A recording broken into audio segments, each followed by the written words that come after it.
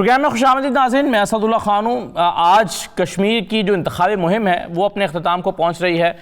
तमाम ही political parties ने अपना पूरा जोर लगाया है। मरियम, बिलावल, इमरान खान साहब सब ने एक जानदार कैंपेन करने की कोशिश की है, इंतखाबी वादे भी किए हैं, मंशूर भी पेश किया है और सबसे अहम नुक्ता कश्मीर का मुस्तकबिल और मकबूजा कश्मीर की सूरत हाल, इस पर भी मुख्तलिफ अंदाज में अपने अंदाज में मुख्तलिफ पॉलिटिकल पार्टीज़ बात करती रही हैं। इमरान खान साहब ने आज कश्मीर के हवाले से अपनी हुकूमत की तरफ से भी एक रेफरेंडम कराने का ऐलान किया। वो किस पैराए में बात हुई है उस पर भी बात करेंगे। सबसे अहम सवाल यह है कि आज जब कैंपेन ख़त्म हो रही है तो कैसे एनालाइज़ किया जा सकता है इसको कि सबसे कन्विंसिंग जो कैंपेन थी वो किसकी रही है, सबसे जानदार कैंपेन किसने की है, सबसे मैच्योर कंटेंट किन तकरीरों का था।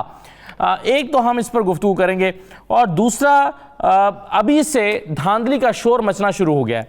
नून लीग ने तो वाज़ह कह दिया अगर हम हारे तो इसका मतलब है धांधली हुई है। उन्होंने कहा कि हम जीत चुके हैं, हार का मतलब होगा कि धांधली हुई है। तो अपनी हार को, या अगर हार होती है तो उसको अभी से धांधली से ताबीर कर दिया गया है। तो इस इलेक्शन के बाद का जो माहौल है वो क्या होगा, इस पर भी गुफ्तगू करेंगे। दूसरा ये है कि ईद अब अपने अख्ताम को पहुंच गई है, तो ईद के बाद जो सूरत हाल है, सियासी मंजरनामा ख़ास तौर पर पीडीएम की तहरीक के हवाले से वो क्या रुख इख्तियार करेगा। पीडीएम के जलसे, कराची का जलसा, फिर पीपल्स पार्टी की सियासत, तो ईद के बाद का जो सियासी माहौल है वो क्या होगा। तो इन तमाम चीज़ों पर हम गुफ्तगू करते हैं। मेरे साथ औरिया मकबूजा मौजूद हैं, सीनियर तजज़ियाकार हैं। औरिया साहब खुशामदीद, बहुत शुक्रिया। सईद काजी साहब मेरे साथ मौजूद हैं, आप भी सीनियर तजज़ियाकार हैं। सईद काजी साहब खुशामदीद। और नज़ीर लगारी साहब मुझे ज्वाइन करेंगे। तमाम मेहमानों को खुशामदीद कहते हुए मैं औरिया साहब, आपके ख्याल में सबसे अच्छी कैंपेन कश्मीर में किस पार्टी की रही है? देखिए, पहली बात तो ये है कि कश्मीर में कश्मीर के इलेक्शन के बारे में 1% भी कंपेन नहीं हुई और कश्मीरी जो हैं वो सख्त नाला है इस बात के बारे में कि उनके जलसों में, उनके जुलूसों में, उनकी गुफ्तगू में, उनकी तकारीर में कश्मीर गायब था। सिर्फ एक दूसरे को बतानो तशनी और पाकिस्तान की सियासत और बाकी सियासत थी, और ये बाकायदा उन्होंने बार बार इसको रजिस्टर कराया। सबसे बड़ी दुख की बात यह है कि पिछले दिनों खालिद गिलानी साहब, जो कि दामाद हैं सैयद अली गिलानी साहब के, उन्होंने एक कॉलम तहरीर किया। उन्होंने कहा ये पहला इलेक्शन है कि मकबूजा कश्मीर के लोग जो थे वो भी इस इलेक्शन से मुतनफ़र हो गए और उन्होंने किसी किस्म की कोई तवज्जो नहीं दी। इसका मतलब यह है कि कश्मीर बुनियादी तौर पर इनके उसमें एग्जिस्ट ही नहीं करता था, ये किसी और कैंपेन के मरते हुए थे। दूसरी बात यह है कि इस कैंपेन के अंदर जलसे हुए बड़े बड़े, और जलसों के बारे में हमारे यहाँ ये तसव्वुर पाया जाता है कि इस जलसे से एक आदमी इलेक्शन जीत जाता है। अगर जलसों से इलेक्शन जीतने की बात होती तो 2013 में इमरान खान से बड़े जलसे शायद ही किसी ने किए हों। नून लीग का तो जलसा ही कोई नहीं था, ना मीनार पाकिस्तान पे था, ना कराची में था, ना किसी और जगह पे था। तो इमरान खान तो हार गया था इलेक्शन, नून लीग जीती थी। तो एक तो यह है कि जलसे किसी चीज की निशानदेही नहीं करते। तीसरा, मरीम नवाज का 2 फैक्टर्स को आप इग्नोर नहीं करते। पूरे के पूरे सिनेरियो के अंदर आजाद कश्मीर की सियासत को कोई नहीं समझता। आप आजाद कश्मीर हो के आए, आपने देखा होगा कि बरादरीज़म पाकिस्तान में सबसे ज्यादा मजबूत जो है वो आजाद कश्मीर में। जी हाँ। और आजाद कश्मीर की बरादरीज़म में जिस तरह बरादरी जाएगी वैसे होगा।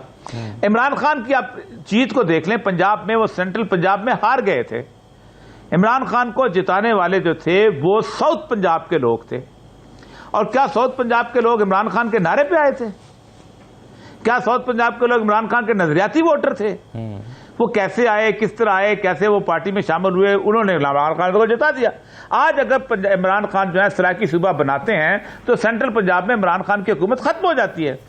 तो इसका मतलब यह है कि हमारे यहाँ सीरियस एनालिसिस जो है वो अगर करने बैठ जाएं तो इलेक्शन के रिजल्ट को मुरतब करना कोई इतना मुश्किल काम नहीं होगा।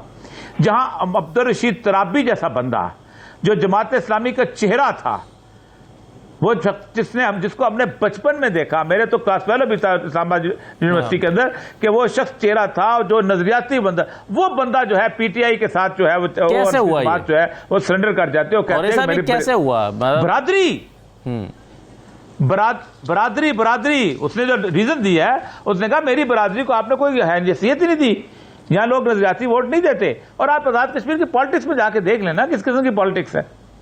आपने वहां पर किसी और सबसे अहम बात यह है कि जो पहले दिन से हम कहते चले आ रहे हैं कि पाकिस्तान में सबसे बड़ा गंद हुआ था 70 के अंदर, ठीक, जब पाकिस्तान की सियासी पार्टियां जो हैं वो आजाद कश्मीर में घुसी थी। सही है।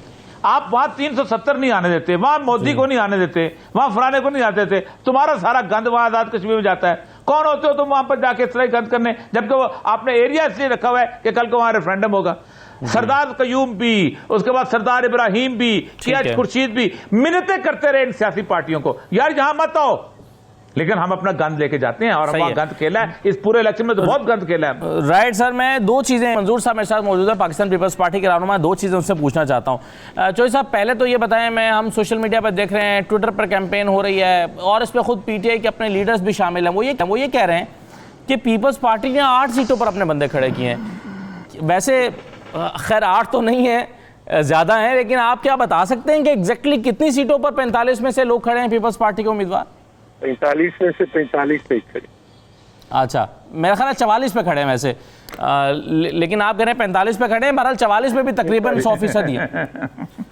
अच्छा चलें, ये 8 वाली फिगर तो दुरुस्त नहीं है, ये तो ठीक है। चौधरी मंसूर साहब, दूसरी मुझे बात बताएं, औरिया साहब अभी ये बात कर रहे हैं, वो कह रहे हैं कि कश्मीर की पूरी कैंपेन में कश्मीर के इशूज़ पर बात ही नहीं हुई, किसी लीडर ने बात नहीं की, बशमूल बिलावल साहब के।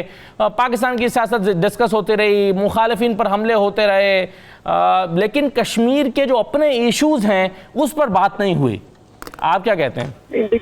देखिए ऐसा नहीं है, शायद औरिया साहब उसको फॉलो ना कर सकते हैं, कुछ चीजें हैं। पसंद मैं कल कश्मीर था, अभी वापस आ रहा हूँ रास्ते में, तो मैंने कश्मीर में पूछा है कि क्या यहाँ पे आटा जो है वो 35 रुपए किलो बिक रहा है,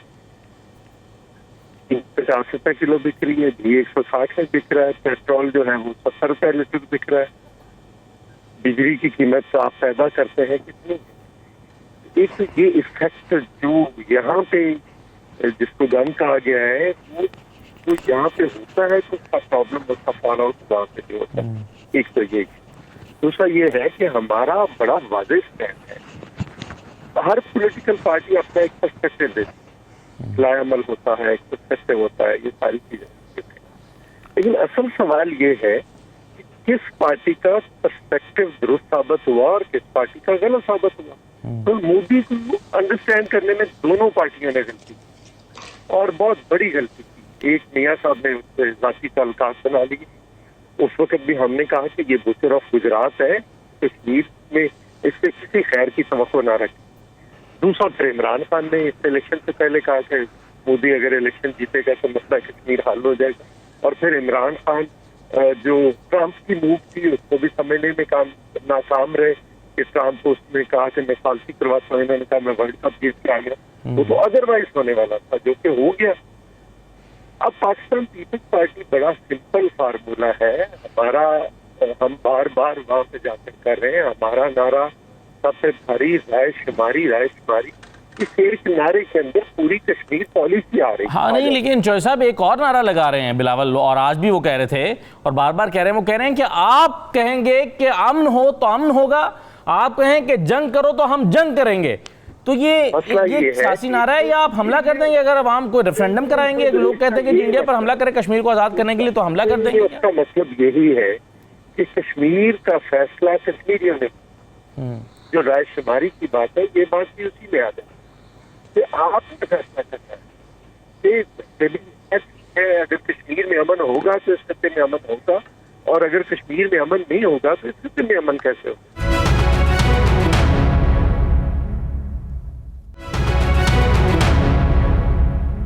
सईद काजी साहब, सर कैंपेन पर ज़रा सबसे पहले तो अपनी रोशनी डाल दें, अपनी राय का इजहार कर दें। मरियम की कैंपेन सबसे अच्छी रही है, कौन से निकात आपको ऐसा लगा कि ये ज़्यादा बेहतर थे, या बिलावल की या इमरान खान साहब की, किसकी तकरीर किन निकात की वजह से आपको ज़्यादा बेहतर रही है और किसकी कैंपेन आपके ख्याल में अच्छी थी? देखें, जो भी कैंपेन सब ने अपना जोर लगाया है मगर सवाल ये है कि जब आपके पास वैसे ही कंटेंट ही ना हो, नजरियाती कंटेंट पार्टियों में भी ना हो, मंशूर में भी ना हो, तो फिर ये तकरीरें महज आवाजें बन जाती हैं। ये महज जो है, और फिर उसमें हम जानते हैं कि कौन पार्टी किस यहाँ हर पार्टी का मसला इस वक्त है वो एहतसाब है जी कि ये एहतसाब बंद हो किसी तरीके से, गलत हो रहा है, ये सही हो रहा है। लेकिन इसमें कोई नजरियाती देखें, ये आज हमें अपनी बात ही नहीं कर रहा, जैसे आप कहते हैं ना फ्री मार्केट जमहूरियत दुनिया में, ये बुनियादी तौर पर अब जमहूरी हुक्मरान अमेरिका हो या पाकिस्तान हो, वो ये सेंट्रल बैंकर्स चलाते हैं इसको। जो मैशत के लीवर्स होते हैं, हाँ ये इनके दुकानदारी होती है, इनके कारोबार होते हैं, ये मिलके शराफिया के साथ खा रहे होते हैं, लेकिन जो डिसीजन मेकिंग है, मिसाल के तौर पर आपकी पार्लियामान पेट्रोल की कीमतें कम कर सकती है, वो तो मुल्क से बाहर होती है। क्या आपकी पार्लियामान यहाँ हेल्थ का बजट बढ़ा सकती है? वो IMF और वर्ल्ड बैंक ने आपके हाथ पांव बांधे हुए हैं। तो रियल इश्यूज क्या हैं? रियल इश्यूज ये हैं कि क्या ये तो सारे हमें गुलाम बना के फेंक दिया उन्होंने। अब कश्मीर का सबसे बड़ा इशू चौधरी साहब ठीक कह रहे हैं, गुर्बत है, पंजाब का भी गुर्बत है, मगर वो कहां पे है वो प्रोग्राम गुर्बत को खत्म करने वाला? करप्शन है, मतलब बेरोजगारी है, आप कर्जे दे दो जी, पीली टैक्सी दे दो, चिट्टी टैक्सी दे दो, मतलब वो जालसाजी सारी जो हो रही है, होती रही है अब तक। असल तो मैं ये अभी आज की दुनिया का सबसे बड़ा मसला क्या है, जो पोस्ट कोविड दुनिया बन रही है, इसमें सबसे ज्यादा दुनिया में अशियाए खुर्दोनोश की या खोरोनोश जिसे कहते हैं, उसकी कीमत 40% दुनिया में बढ़ गई है। इसको कैसे करें आप मुझे बताएं। हमारी बिजली जो है, कभी वो क्या पहले कोई और तब ताबिश गोर चलाता है, ये सारे नॉन इलेक्टेड लोग हैं जो मईशत के ऊपर काबिज हैं। तो बुनियादी तो यहाँ सवाल ये होना चाहिए कि मेरे जमहूरी लीडर अपने इख्तियारात कभी वापस लेने के लिए लड़ाई करेंगे या जमानतों के लिए तरले करते फिरेंगे, बड़े बड़े जो हैं उनके रिश्तेदारों को फोन करेंगे, जिस तरह ख्वाजा आसिफ साहब ने फरमाया था। तो बात यह है कि यहाँ रियल इश्यूज नहीं है, कि इसीलिए जो इलेक्शन जो है ये स्टेटस को के इलेक्शन हो रहे हैं। ये दुनिया भर में स्टेटस वो को हो नहीं सकते ना। रियल इश्यूज पे बेरोजगारी पर नून लीग बात कर नहीं सकती, क्योंकि उन्हीं की अपनी हुकूमत है। लोग उनसे पूछेंगे अगर आप बेरोजगारी की बात कर रहे हैं तो आप ही की तो हुकूमत गुर्बत की वो बात कर नहीं सकते, उनकी हुकूमत रही है वहां पर, या परफॉर्मेंस की बात हो नहीं सकती। इसी तरह से पीपल्स पार्टी ने उससे पिछली मरतबा पीपल्स पार्टी से आपके ख्याल में क्या नॉन इश्यूज पर बात करके या उन असल इश्यूज पर बात ना करने की वजह यही है कि अपनी जो कमजोरियां हैं उससे तवज्जो हटाई जाए या अपना हिसाब ना देना पड़े?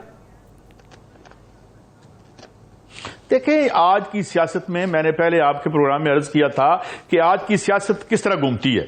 सियासत के पीछे पैसा जाता है, पैसा सियासत के पीछे जाता है। तो ये सर्कल एक विशेष सर्कल है।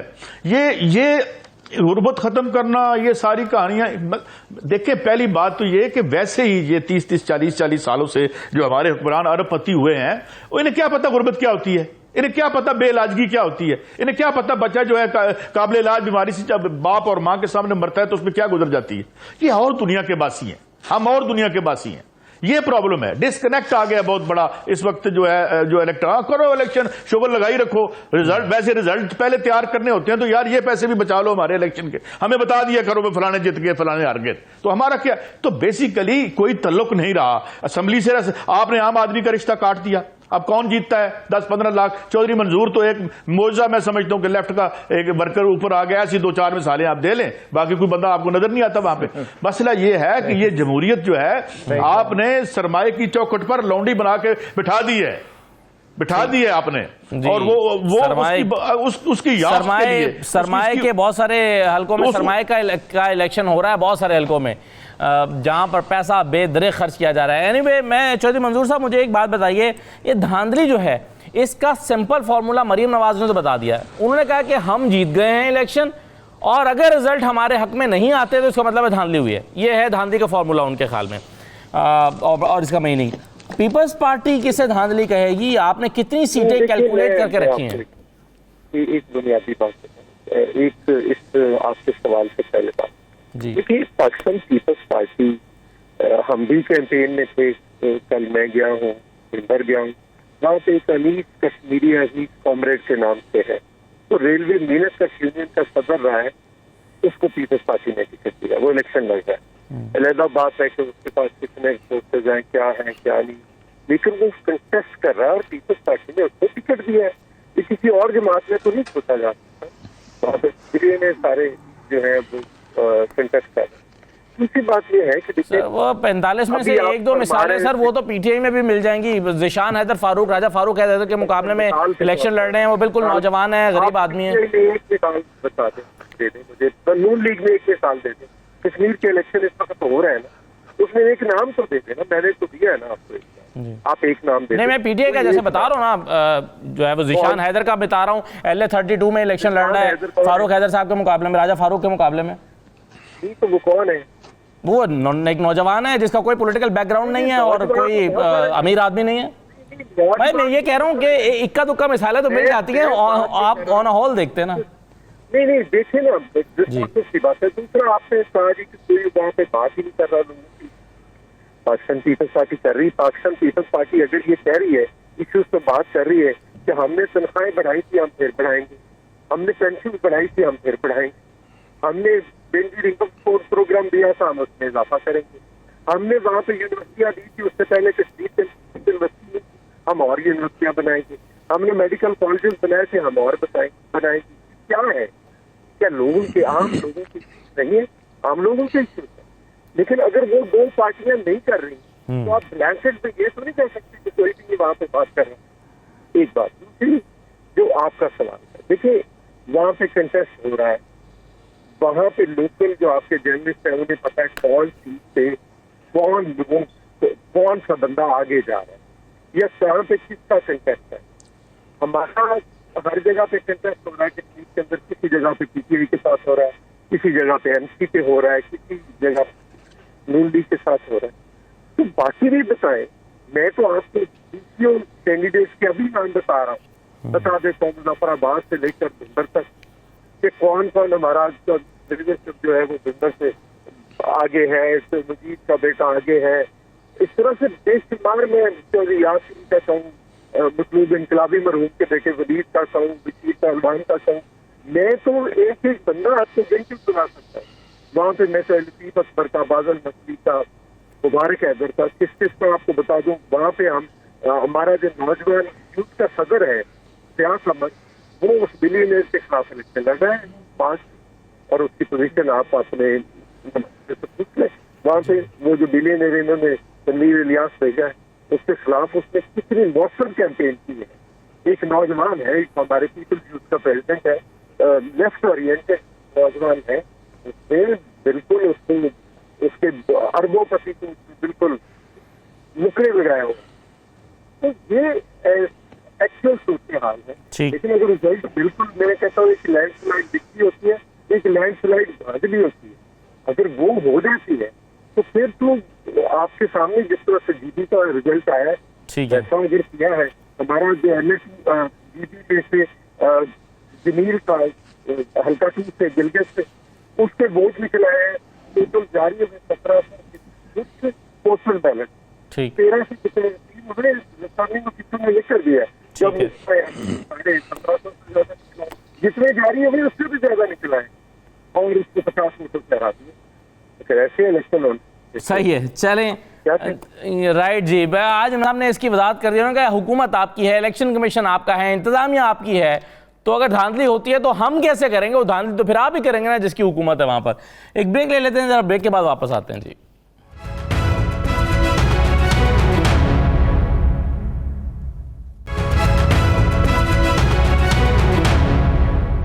दोबारा आपको खुशामद कहते हैं। और ये साहब, ये पहले तो जरा धांधली की बात कर लें, फिर मैं आगे इमरान खान साहब की क्या जो रेफरेंडम वाला मामला है उस पर आता हूं, जो उन्होंने एक ऐलान किया है आज।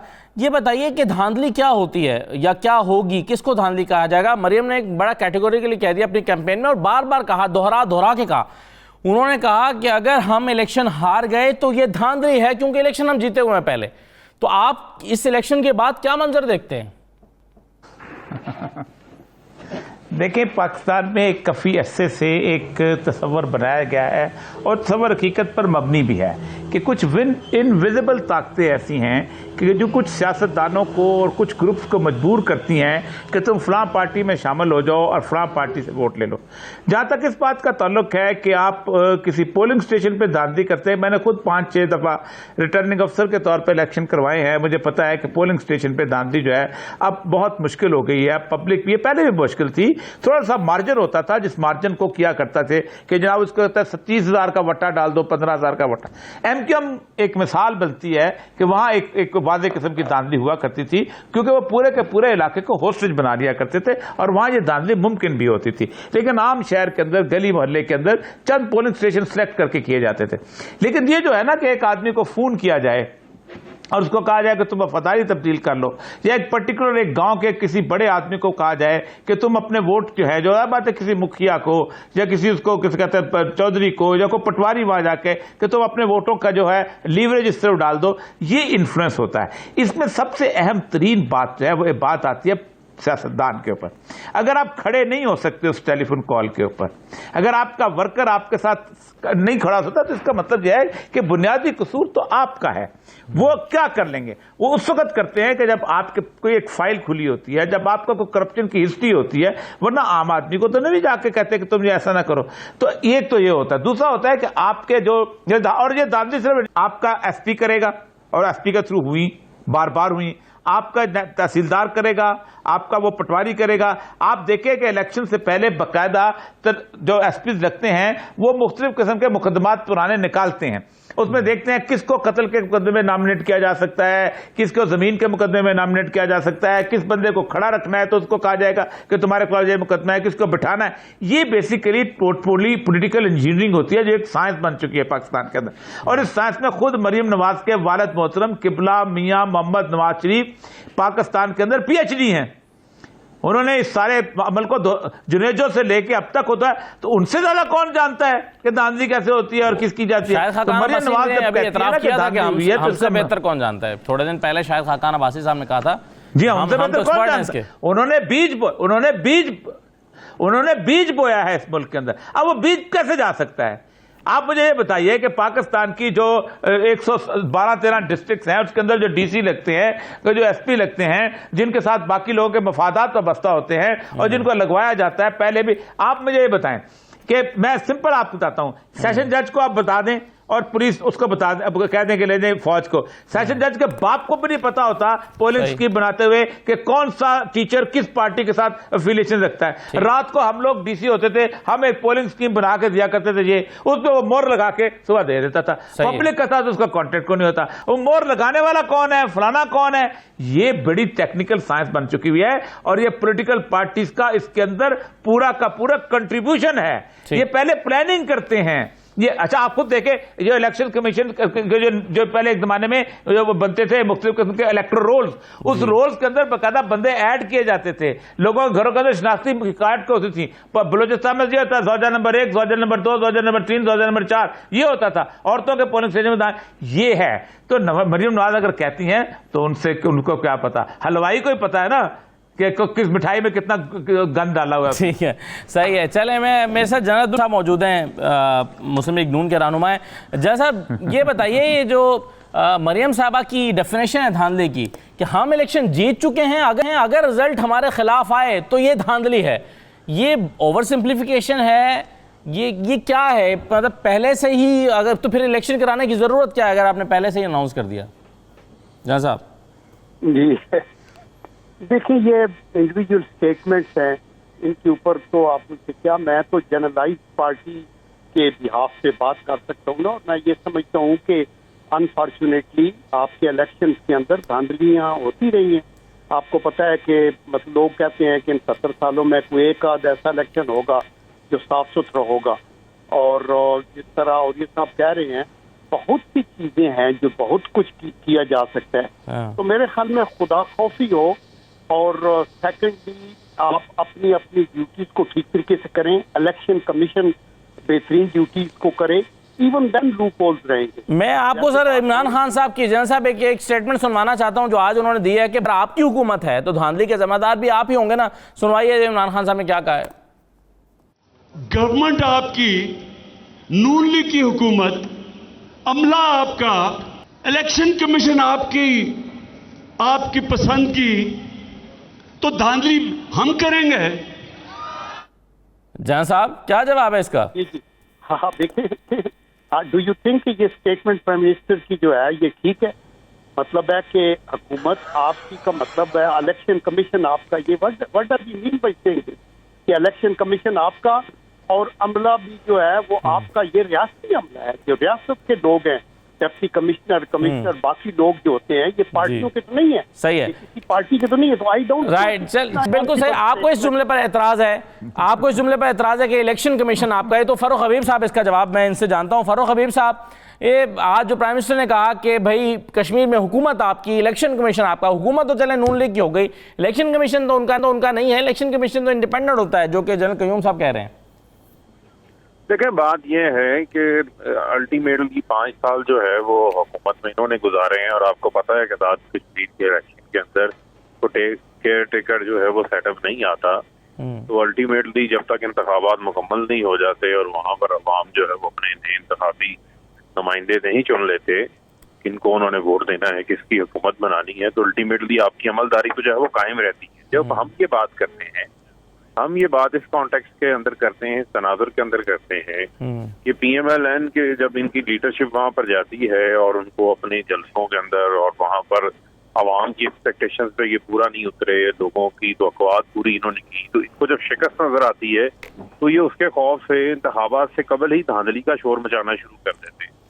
और यहाँ तो धांधली की शोर के साथ कोई शवाहिद भी सामने लेकर आए कि कहें जी ये जो है वो धांधली का प्लान है और ये सब प्लान जो है वो हमने पकड़ लिया है। जब इस किस्म की बात ये खुद करते हैं, हुकूमत में भी खुद हो, तो फिर हम भी हकबा जानिब हैं कि हमें ये बात को दोहराएं कि हुकूमत आपकी है, इंतजामी तौर के ऊपर बहुत सारे इदारे जो हैं वो आपके ताबे हैं, तो फिर जो है वो धांधली इंतखाबात से कबल जब आप धांधली का शोर मचा रहे हैं तो वो तो ऐसा ही है ना कि आप जो है वो ऐसा शोर मचा रहे हैं जिस शोर के अंदर जो है वो इदारे आपके नीचे हैं।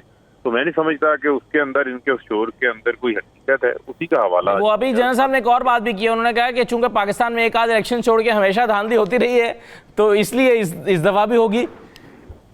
नहीं, देखें, बात यह है कि इसका मतलब पिछली हुकूमत नून लीग ने धांधली से बनाई थी, वफाक में इनकी हुकूमत थी, तो क्या पिछली हुकूमत इन्होंने धांधली से बनाई थी? मैं नहीं समझता। देखें, अब वहाँ पर फौज तैनात हो चुकी है, उनका काम है इंतखाबात में अमन अमान को भी वो बरकरार रखेंगे, और इलेक्शन कमीशन की दरख्वास्त के ऊपर ही वहाँ पर दायर हुई है ना। ठीक, तो इंतखाबी मैदान के अंदर आए, जिन लोगों ने कारकर्दगी दिखाई हो, जहाँ पर काम किया हो। अब आप ये देखें कि पूरी इंतखाबी कश्मीर की मुहिम के अंदर मेरे मरियम के मुंह से मैंने नहीं सुना कि उन्होंने कहा हो कि कश्मीर में ये महरूमियाँ थी, ये इंफ्रास्ट्रक्चर हमने बेहतर किया, ये कश्मीर के अंदर तालीम के लिए हमने काम किए, इतने हमने अस्पताल बना दिए। वो कहते हैं कि ये इलेक्शन जो है गटर नाली और गली का इलेक्शन नहीं है, ये इलेक्शन कश्मीर के मुस्तकबिल का इलेक्शन है और यही नारा लगेगा।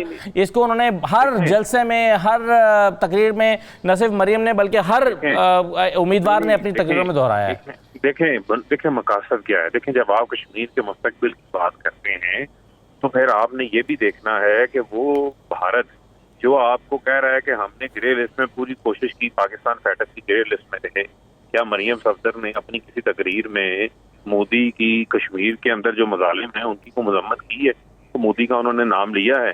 क्या वो फैटस का नाम लिया है? क्या उन्होंने जो मोदी उधर जो इजरायली सॉफ्टवेयर के जरिए उस वक्त के हुकूमत में तो नवाज शरीफ थे ना, इमरान खान अपोजिशन। चलें फरोख साहब, इन बातों का जवाब तो जनरल साहब देंगे, लेकिन मैं सईद काजी साहब से एक चीज़ जानना चाहता हूँ रेफरेंडम के हवाले से। आज इमरान खान साहब ने कहा कि एक रेफरेंडम तो वो ज़ाहिर है इस्तिस्वाब राय जो होना है, जिसमें आपने ये फैसला करना है कि आप इंडिया के साथ जाना चाहते हैं पाकिस्तान के पास, और अगर आप फैसला करते हैं कि पाकिस्तान के पास आना चाहते हैं, कश्मीरी फैसला करते हैं, तो फिर मैं एक रेफरेंडम कराऊंगा कि वो आज़ाद रहना चाहते हैं या पाकिस्तान के साथ। ज़रा सुनिए आज इमरान खान साहब ने क्या कहा है। सईद काजी साहब इस पर कॉमेंट कीजिएगा। एक दिन आएगा, पूरा अल्लाह पे ईमान है कि जितनी कश्मीर के लोगों ने कुर्बानियां दी, ये कुर्बानियां जाया नहीं होंगी।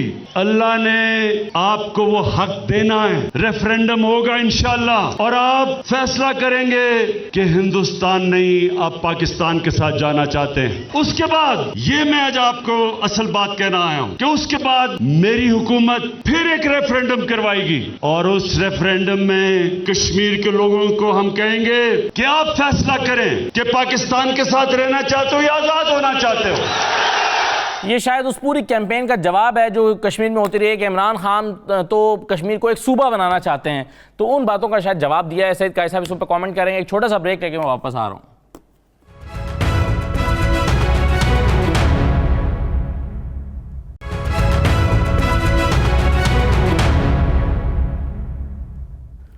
दोबारा खुशामदी कहते हैं। सईद काजी साहब, ये रेफरेंडम की जो बात इमरान खान साहब ने की है, कैसे आप इसको देखते हैं? मैं 1 मिनट थोड़ी सी 1-2 फिक्रे ऐड कर दूं जो पहले बात हो रही थी। कहिए सर। वो ये है कि ये जो इलेक्शन की धांधली है ना, ये इलेक्शन की धांधली असल इलेक्शन के बाद होनी होती है। ये प्रेफिस होता है धांधली का, दिबाचा लिखा जाता है। मैं मिसाल देता हूं, चंद दिन पहले रिपोर्ट थी कि जितने पाकिस्तान के मेगा प्रोजेक्ट हैं, ये बड़े बड़े ठेकेदारों और जो टाइकून है प्रॉपर्टी के, उनको फायदा पहुंचाने के लिए मलीर एक्सप्रेस का नाम लिया उन्होंने, उसके बाद इसका वो और जो दूसरा बन रहा, ये पिंडी की रोड मेरे लिए बन रही थी। तो असल जो धांधली होती है ना, जो धांधला होता है वो आगे जाके होता है, क्योंकि ये जो धांधली से जीत के आते हैं ये उनके हिस्सेदार होते हैं। मैं अब नहीं याद दिलाना चाहता कौन किसको कहां कहां माल तोहफे में देता है।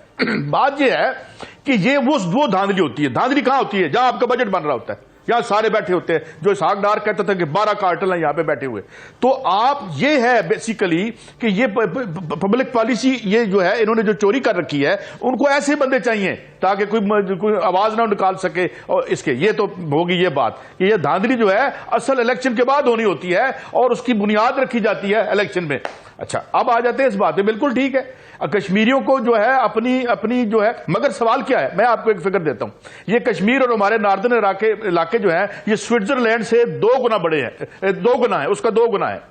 इनका रेवेन्यू देखें, उसका रेवेन्यू देखें। अगर मेरा हाफसा मुझे 7 बिलियन भी नहीं करते हम, वो 47 बिलियन करते। एक छोटी सी जगह बनाया हुआ है। गुर्बत से मार दिया, पंजाब में गुर्बत से मार दिया, कश्मीर में गुर्बत से मार दिया, सिंध में मार दिया। बलोचियों का क्या हमने हाल करके रखा हुआ है। और आजादी आजादी आजादी की पुड़िया हमें देते रहते हो, और तुम हमें आजाद कर चुके हो। 47 में हमने कुर्बानियां दी, इस मुल्क के लिए आए, यहां पे पहुंचे, हम आजाद हैं, तालीम हासिल करने में आजाद हैं, इलाज करवाने में आजाद हैं, थाने में हमें इंसाफ की आजादी है, अदालतों का निजाम हमें यहां दे रहा है। और केड़ी आजादी यार, मेरा मतलब है कि एक अहम चूरन बेची जा रहे हैं।